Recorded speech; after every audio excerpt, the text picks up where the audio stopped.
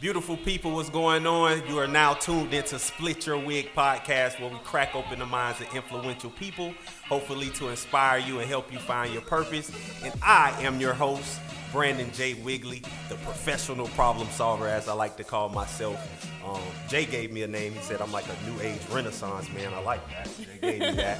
I'm an investor, Vice President, VP of Sales of J. Morrison Academy. Also a businessman, I like to call myself as well.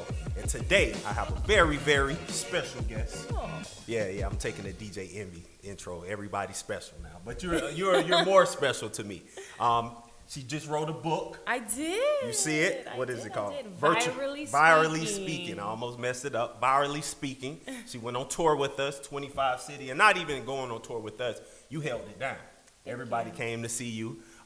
She's also an author now, actress, a businesswoman, an investor. I have Ernestine, the Dream Johnson.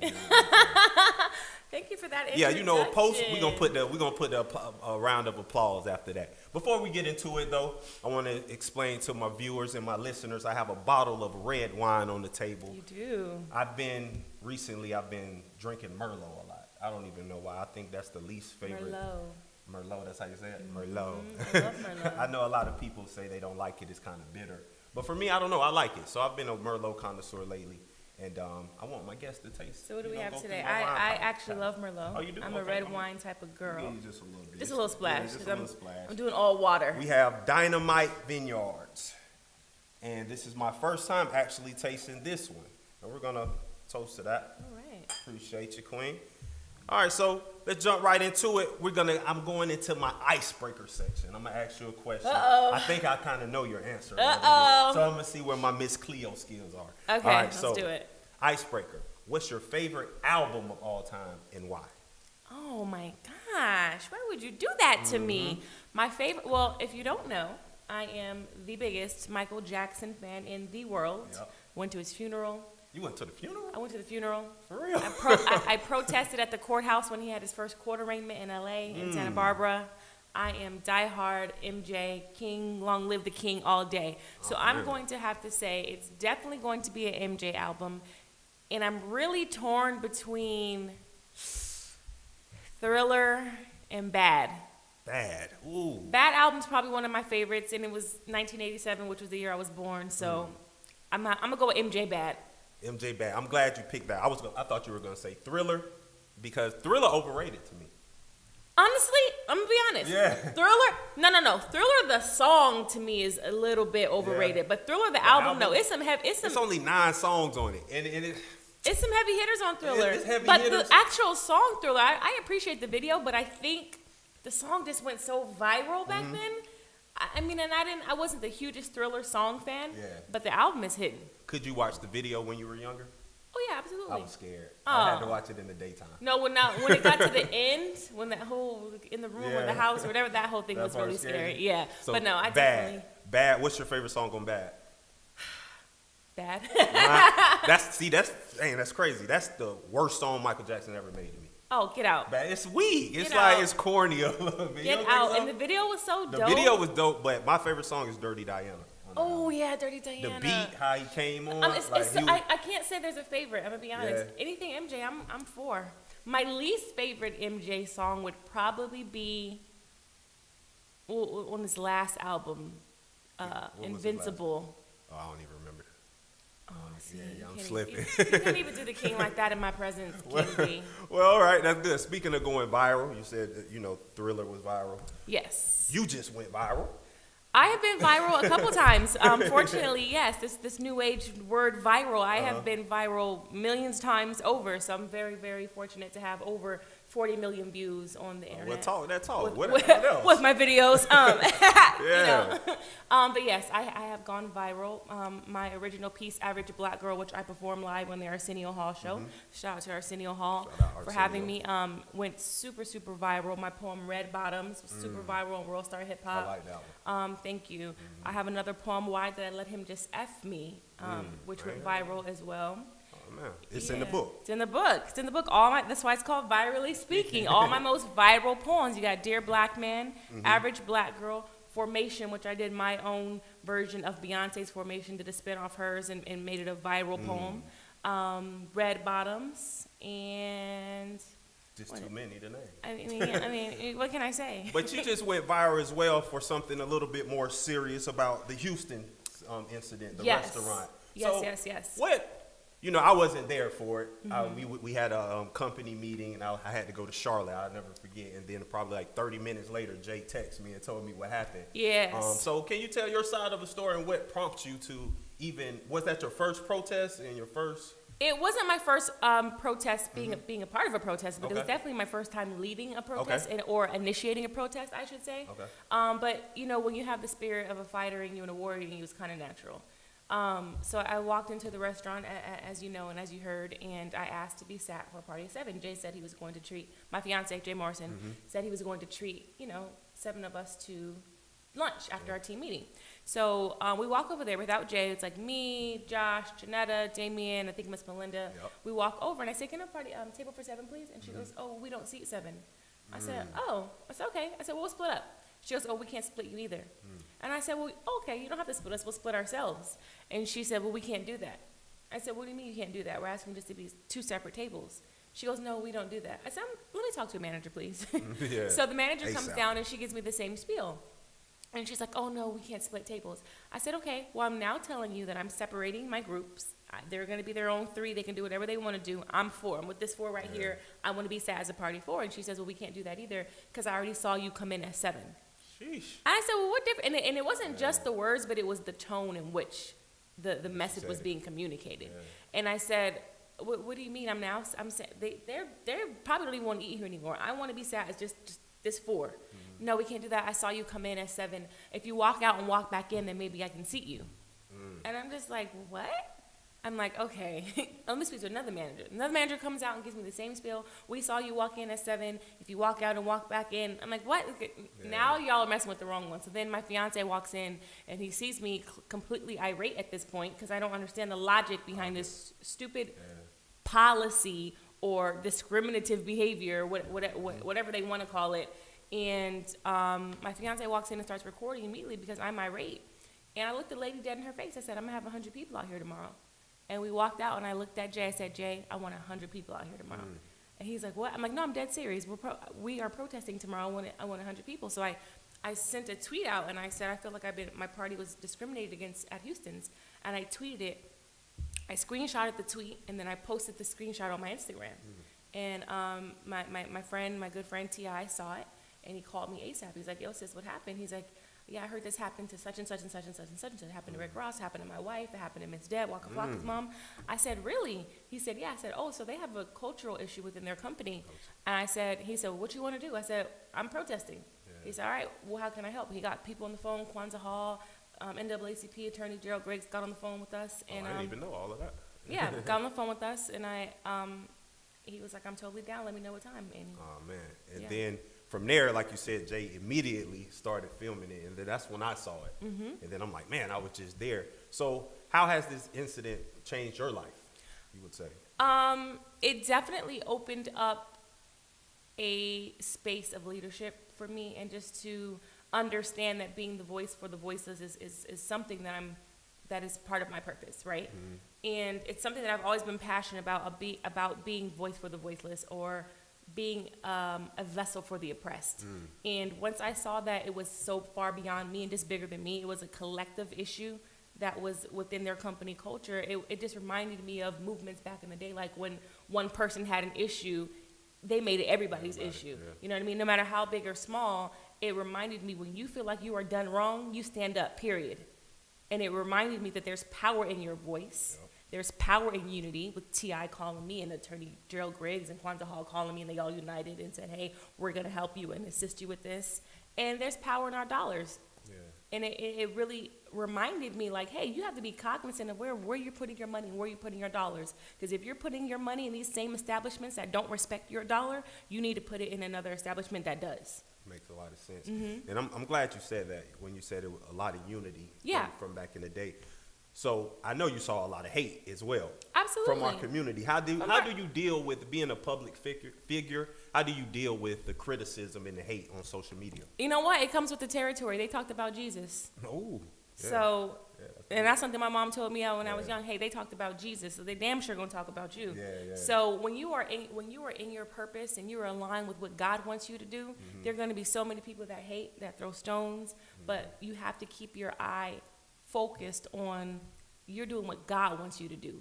You're walking in your purpose and you're aligned with God wants you to do. You have to walk with the obedience, and that's what just keeps me grounded. Because when I first got into this space of being viral and being kind of a public figure, people would talk about me. Oh, she has a lisp. Oh, she has no top lip. You do? I never heard it. I have a slight lisp. Oh, I have a slight lisp sometimes when I talk. And when I first started doing my videos, I used to do morning videos called Morning Words with EJ. And people used to just drag me. And I used to let it get to me. My mom was like, they talked about Jesus. I said, you know what, you're right. They talked about Jesus. I know. Dang well they're going to talk about me. So it comes with the territory. Any great leader is going to be a subject of ridicule. Yeah, you're definitely right on that. So speaking of, being ridiculed, how did you come into being comfortable being in front of the mic, in front of the camera, knowing that this is going to happen, and now you're on Arsenio Hall show and you're doing these poems? Do you feel like you were born with that talent, or you had to kind of? Absolutely. I do believe that you were born with certain gifts, and I do think that there's a difference between talent and gifts. And although a lot of us are very talented, I know I'm gifted. Okay. I know what my gift is. I'm not only am I a public speaker or poet, I'm an actress. And I've been acting in front of the camera since I was 10 years old. My very first set was in Hollywood on the set of Seventh Heaven. At 10 years old. That show. Yeah, so I started out acting in 98 doing Parenthood, Sabrina the Teenage Witch, Seventh Heaven, High Incident, all these shows back in the 90s. And, God showed me what my gift was at an early age. 10 years old, I read the church announcements. The pastor said, we want to have this young lady come read the church announcements. And I read the church announcements in the big church, not the kids' church, but he had us in the big church. In the main one. And I read the announcements at 10 years old. And I remember literally, I'm reading the announcements. It's just announcements. I'm reading off the paper. And I remember when I read the announcements, everybody clapped and stood up afterwards. And I couldn't understand, why is everybody clapping and standing up? It was the delivery. And that's when I knew I was gifted. I was a gifted speaker. So I'm very comfortable in front of a mic, in front of a camera. I've been in the space since the 90s. So you believe people are born with that writing ability, that speaking ability? I do believe people are born with it, but that doesn't negate the fact that you can also learn it. People can learn skills and learn crafts. But I do, like Floyd Mayweather said, there's talented athletes and there's God-gifted athletes, and he said, I'm God-gifted. And it's a difference.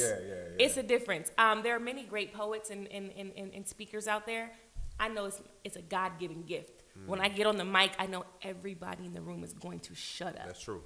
That's very true. So what's the end? Do you like acting more or the poetry? I love them both for different reasons. When you're acting, you get to become a character that somebody else wrote, and that's always fun because it's the process of discovering. You have to pull things out of yourself that you didn't know you had. But poetry is like your own work. Like you are the author, and you have the authority. The root word of authority is author. So when you author something, you give it power. And that power comes directly from you. And I believe that power comes directly from God, the God within you. So it's a whole different energy from both, but I love both equally. Have you ever been in a situation where you spit your poetry and the crowd was dead? No. No? Never. But I will say this. There was a point where a particular award show wanted me to do a poem.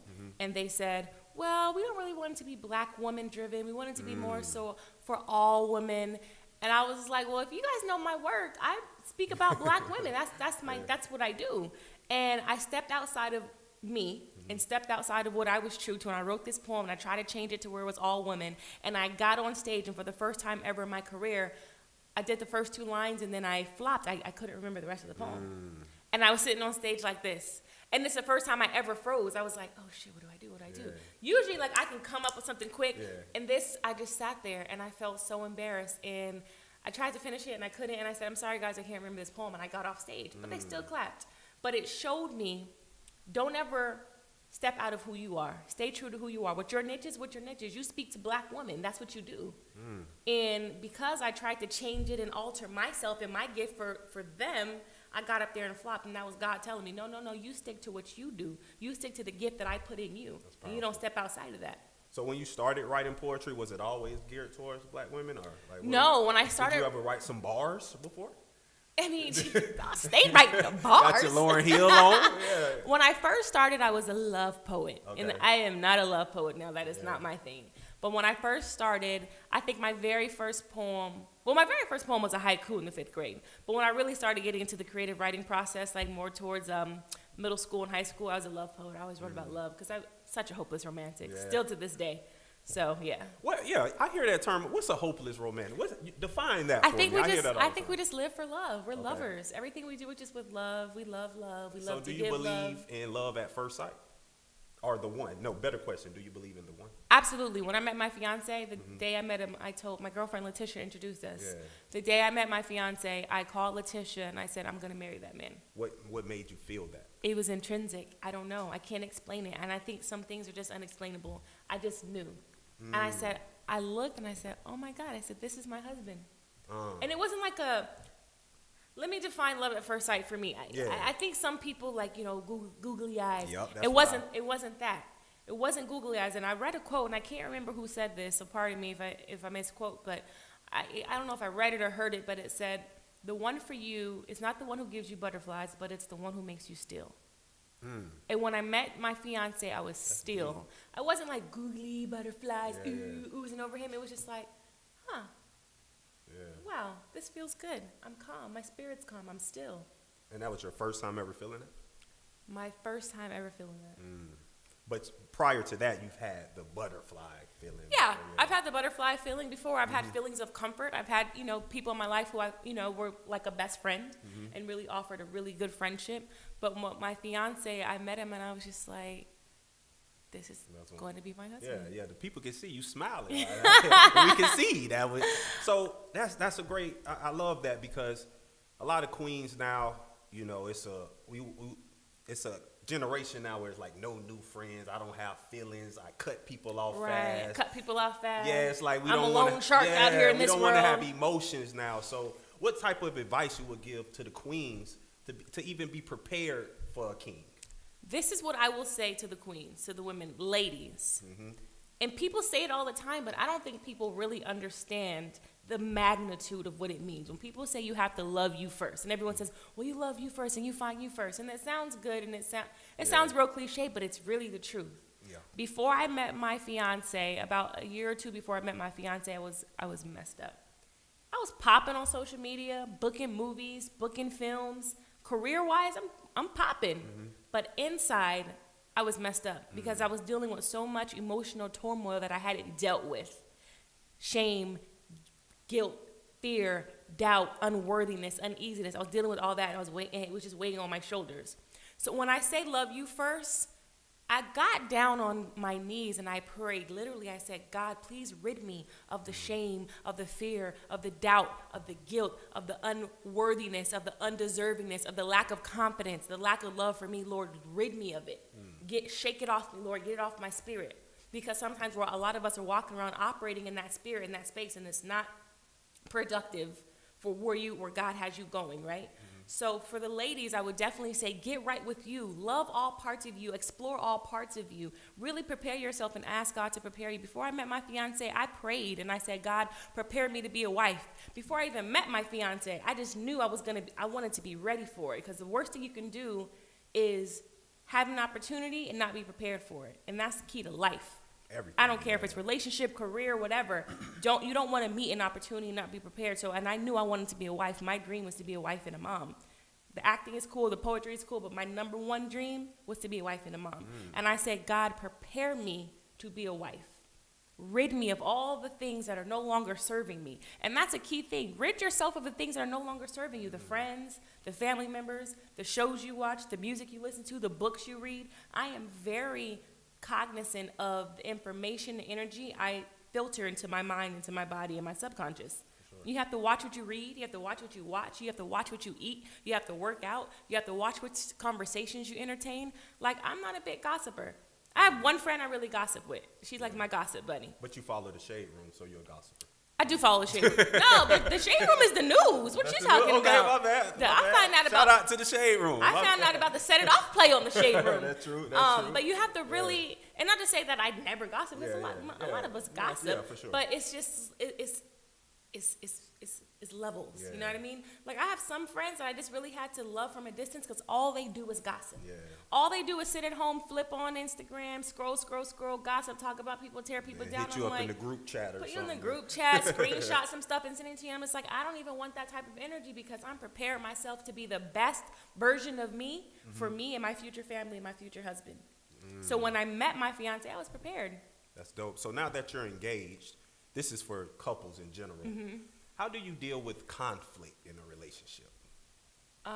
There's always going to be conflict in a relationship, and the keys, you said it, how do you deal with it? Yeah, how do you deal with it? And Ernestine the Dream. My fiance and I, we have a thing where we are both communicators. Okay. We're both really talkative. Yeah. So if I have an issue with something, I am very vocal. And what I learned over the years and through counseling sessions and just reading is really how you communicate, right? So it's like I can still get my point across, but it's just the way you do it. It's not what you say, it's how you say it. So I am constantly doing homework on how I convey my messages. And it's not something you just learn overnight and then boom, you're just always conveying your messages in a positive way. No, it's homework. It's like every day it's homework. It's like, okay, how do I get this message across today? It's like something you have to really strategize. Like, okay, how do I get this same message across without coming off bossy or rude or negative or overbearing or like his mom? How do I do that? So it's really just finding strategic ways to communicate to where it's constructive communication and not destructive communication. So do you have any relationship mentors? Oh, absolutely. 'Cause I know, everybody has business mentors, basketball, physical trainers. Absolutely. My mentor and my big sister and my friend, Terry J. Vaughn, who is happily married and happily a mother and happily a businesswoman. She is one of my mentors in many, many aspects and categories because she is a full-time wife, a full-time mom, and a full-time boss. Yeah. So shout out to my mentor, Terry J. Vaughn. So, yeah, she definitely gives me really, really great, unbiased advice, criticism, constructive criticism. Which we all need. Yeah, which we all need. And I just read a lot. One of my favorite books that I'm reading now, I just finished, is The 5 Love Languages. I love it. And my that mom really put that in my life. Yeah, and that really just helped me. And what I learned from that book is, let me get personal. Even with my child's mother, I tried to love her the way I wanted to be loved, like that I like to be loved. But what I learned from that book, you have to love people that they want to be loved. You have to speak their language. Yeah, and my love language is physical touch. I'm the only child. I got like 7 aunties. I got 1 uncle. He doing like 30 years in prison. So I grew up around women my entire life. So I'm used to women touching me. I'm touchy-feely. Right. But she wasn't like that. You know what I mean? You're like, just touch me, damn it. And that's how I am. So I think that's kind of what hurt us to a certain extent. So yeah, I think that's the main book everyone should read first. Absolutely. I think everybody should, even not for a relationship. I feel like just read it for your own self so you can know your love language, so you can know how you want to be loved. Yeah. A lot of people don't know how they want to be loved. Yeah. You just think you know what you want because you see what you see on Instagram and in the media, but you really got to get to the root of what you really like. Yeah. And if it's something you don't like, then cut it. I don't mean to cut you off, but just because you said Instagram, I think social media ruined relationships to a certain extent. And here's why. I'm not putting power into that. Let me tell you my view, though, because it gives you too many options now. You know, you can be dating someone, you get into that conflict, and then you scroll, let me jump in her DM real quick then. She gets on your nerves. Now you can jump on somebody else. It's just so many options in your face. Let me tell you what that is. Yeah, that's a lack of discipline. For sure. That is a lack of discipline, and I'm not putting power into social media. Ruins relationships. There is power in our words. I'm not giving that power. Okay. When you are 100% ready to settle down, and people say settle down, and I really like to say it's really settling up. When you are 100% ready to settle up and elevate your life, the book of Ephesians says, it's one of my favorite scriptures, right? It's like, it's really how it like really got into like the roles of a woman. Like I really took note from the book of Ephesians and Proverbs, Proverbs 31 women. And to your earlier point where you said, women and men operate on this, I don't need nobody. You do need a woman in your life. I agree. And women, you do need a man in your life. It's the way God designed it. You are a better person with your better half. You are a better person when you have the right woman that comes into your life and helps you elevate. And like my grandfather said, it's not a help mate, it's a help meet, because they are put in your life to help you. You were put in each other's life to help each other meet each other's goals. Say that one more time, EJ. Not a help mate, but a help meet. And you I are like put that. in each other's lives to help each other meet each other's goals, right? So you can go out there and just flick on Instagram and be on all these girls' DMs, but there's someone out there for you that's specifically designed to help you fulfill your purpose, and you are designed to help pour into their purpose. So that is, to me, far greater than having 10, 20, 30 options on Instagram. For sure. So what Instagram is open it up for people just to be less disciplined. But when you are ready to be disciplined and settle up, that's not going to matter. I could put, my fiance has a plethora of women he could choose, right? I have a plethora of kings I could choose. I'm popping. Yeah, you got the juice. But the sauce. I got the sauce. But when even with my fiance having a plethora of choices, put a ring on my finger. And with me having a plethora of choices, I said yes. Because when you meet the person who is put in your life to settle up with and to elevate with and to help each other meet each other's purposes, that's God ordained. Nothing else really compares. I love this conversation because I'm going to get personal. For myself, I feel like if I date someone, it slows me down. Because then I start when I like something, I'm very into it. And I feel like it'll slow me down. I'm doing a lot of things and I'm chilling with her too much. Then we Netflixing and chilling, going on dates. So what's your take on that? Like, how do you balance it? It does, and I'm not gonna lie, it's hard to find a balance.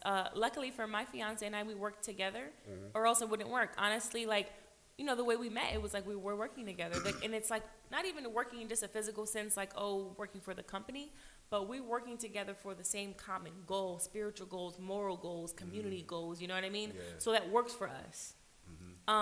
If I was dating anybody else in a different field, say, I don't know, maybe a computer engineer or a doctor, it may not have worked, but because we have some of the same common goals for the community, we work hand in hand. It's like we need each other. Like I help him with every aspect of his company. I pour into, you know what I mean?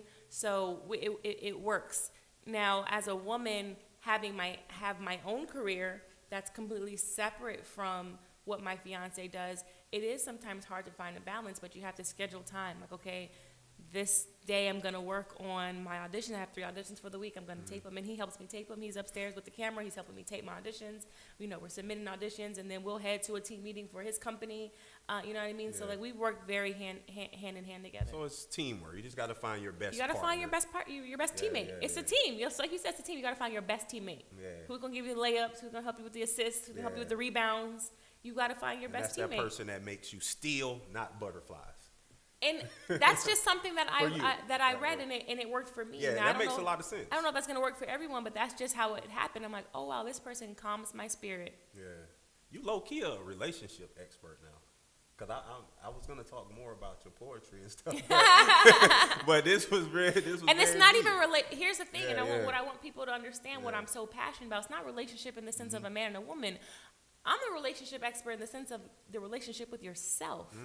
Because I did so much homework. I said, God, why am I in this state? Why am I beautiful, independent, make my own money, have all these amazing people and clients around me, built a very successful company on TV, acting and movies? Why do I have all this and I'm still something uneasy on the inside? And I had to, like I said, I got down and prayed. Lord, rid me of it. And when he rid me of it and I started unveiling and taking off the layers, I said, whoa, there's purpose under here. I'm a purposeful being. I have gifts. God has used me as a vessel. God has used this mouth as a vessel. So once I got there, I'm so comfortable with me. That's why I was able to attract a man like my fiance. Because had I met him a year earlier, he wouldn't have been attracted to me because I would have been so damaged. I would have been so covered up in these layers. But because when he met me, I had all these layers off because I'm comfortable with being Ernestine. He was like, whoa, what is that? What is that creature over there who's so truthful in her own power? You know what I mean? And that's what it is. It's frequencies. Powerful. That's powerful. And I think I found my purpose probably about last year and really came into my own. And still, I'm a self-education junkie. I'm always listening to podcasts, taking courses. So that's very important. That's very powerful.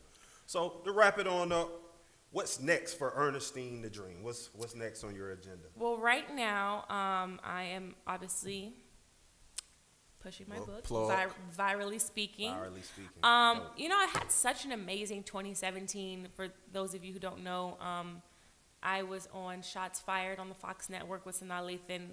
I was on 24 Legacy with Corey Hawkins. I was on David Banner's album, The God Box. I was on Sci-Hi the Prince album, No Dope on Sundays, on our super, super dope single, New Africa. I was in the movie on BET called Digital Lives Matter, which was a film produced and directed and starring and funded by Black people. So that was very, very historic and really powerful for the movement in here in Atlanta. What's next for me now to top that year? I've had such an amazing year. It gets better every time. Year. And I hope so. And God has elevated me and propelled me, catapulted me to the next level every year. So I'm hoping God, you know, this year is going to be just the same. And I got engaged last year. So right now I am focused on my wedding, my book, and I am going to release my first short film that I'm directing and producing. Where I'm going to be revealing and unveiling some more secrets. Oh, it's going to be about me, and it's called Vulnerable. Oh, dope. And the goal for me is to have my own talk show.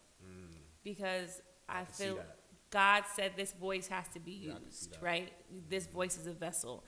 And I think, you know, having a talk show would be a great platform to use this vessel. And I just launched my first podcast with my fiance, J and EJ Live. Which we just check it out. Yeah, so there's always things on the horizon for me. As I said, I'm an actively auditioning actress. Yeah. So you never know, you can get a call and say, hey, you got the part. That's dope. And your life can change in a minute. So I'm working. Right.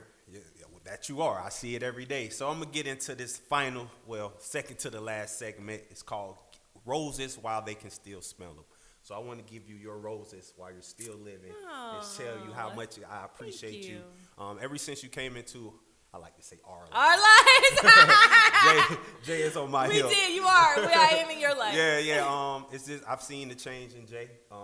Your spirit, your energy is definitely dope. I totally appreciate it. I appreciate you for even, plugging me in with helping me when I was acting with Eugene and even trying to get me on the dating show and just schooling me and just helping me out. I'm the only child, so I don't have siblings. And I can honestly say you're a sister to me now, and I truly appreciate it. Don't make me cry, King B. B. It's all good. That's good for the ratings. No, but all jokes aside, I really appreciate you, the friendship. And I look forward to, all of us growing old together and really building. So I definitely appreciate you, Queen. You. For sure. Thank you. And appreciate you back. On that, I'm going to rate this wine real quick. Out of 1 out of 10, I'm going to give it a 5.5 Dynamite. I wasn't really feeling it. But anyways, the end, I'm going to do my final split. And what I took most from this episode is know yourself. Really, like Queen EJ said, take off all those layers off the onion and really, truly get to know yourself. Do self-research. Do your own research. Come to a comfortable spot and place in your life to where then, when you do find someone, everything is stripped free. You don't have any ego, don't have any pride. You can be your true, naturally self and flourish. All right, so that's this episode of Split Your Wig. Catch you next time. Appreciate it.